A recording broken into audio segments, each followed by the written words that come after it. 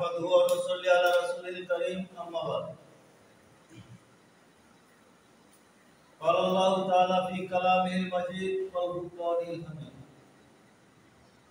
والذي أرسل رسوله بالهدى ودين الحق ليظهره على الدين كله وكفى بالله شهيدا محمد رسول الله والذين معه أشداء على الكفار رحماء بينهم تراهم ركعا سجدا يبتغون أو كما قال النبي صلى الله عليه وسلم كلكم راع كلكم مسؤول عن رعيته আল্লাহ পাকের লাখো কোটি শুকরিয়া শাহজালাল আদরবাড়ির মুরাদ জামে মসজিদের আহলে সুন্নতের নরসিংদী আহলে সুন্নত ওয়াল জামাতের অনুসারীগণ আমরা একত্রিত হয়েছি। অনেক উলামায়ে কেরাম এখানে উপস্থিত হয়েছেন। আমি যারা উপস্থিত হয়েছেন সবাইকে আমার অন্তরের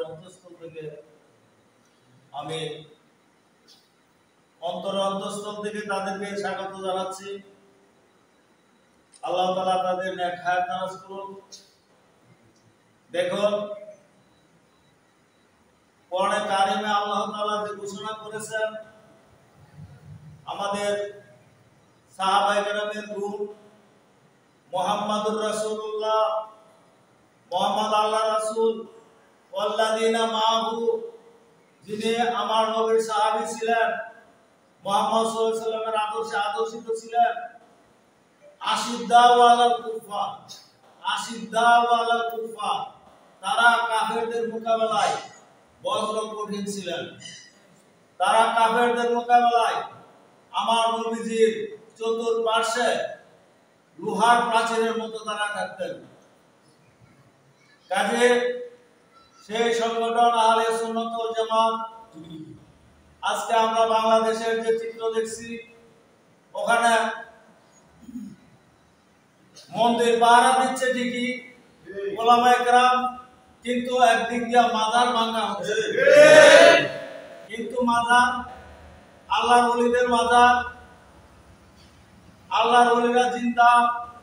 কোরআনে কারিমের অনেক আয়াত এবং হাদিস শরীফে সেটা প্রমাণিত।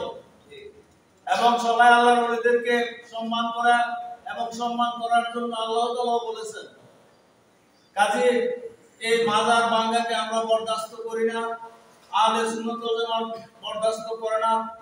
যাতে এই মাজার ভাঙার কোনো দুঃসাহস কেউ না করে এই বাংলার মাটিতে, সেই জন্য আমাদের ঐক্যবদ্ধ ভূমিকা নিতে হবে।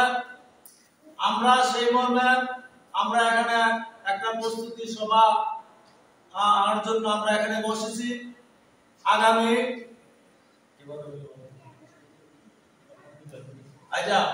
আমরা প্রত্যেককে যাকে যে দায়িত্ব দেওয়া হবে এটা পুঙ্খানুপুঙ্খরূপে আমরা পালন করব। কারণ কুল্লুকুম রাইন কুল্লুকুম মাসউলুন আন রায়াতিহি, যার দায়িত্ব যার উপর করেন ওই দায়িত্ব যদি সে পালন না করে সেটার জন্য স্বয়ং আল্লাহ রাব্বুল আলামিনের কাছে জবাবদিহি করতে হবে। কাজে আমরা প্রত্যেকের দায়িত্ব পালন করব এবং এই দায়িত্ব পালন করতে গিয়ে যদি কেহ শাহাদাত বরণ করে সে শহীদের মর্যাদা পাবে। দুনিয়ার জন্য যদি শাহাদাত কেহ মারা যায় সে শহীদের দরজা পাবে না। কারণ সাহাবায়ে কেরাম এমনই ভাবে আমার নবীজির সাহায্য করেছিলেন। চতুর্দিকে তীর আসতেন আর সাহাবায়ে কেরাম নিজের বুক পেতে সেই তীর তার বুকে ধারণ করতেন, তথাপি নবীজির গায়ে আঁচড় লাগতে দেন নাই। আমরা নবীজির সেই উত্তরসূরি আহলে সুন্নাত ওয়াল জামাতের সদস্য। আমি চাই আহলে সুন্নাত ওয়াল জামাতের প্রত্যেকটা সদস্য যেন সাহাবায়ে কেরামের মতো এমন সাহসী হয় এবং নিজের জীবন আল্লাহর পথে দিতে যেন তারা যেন কোনোদিন কুণ্ঠাবোধ না করে। এই আহ্বান রেখে আমি আমার সংক্ষিপ্ত বক্তব্য এখানেই সমাপ্তি করছি।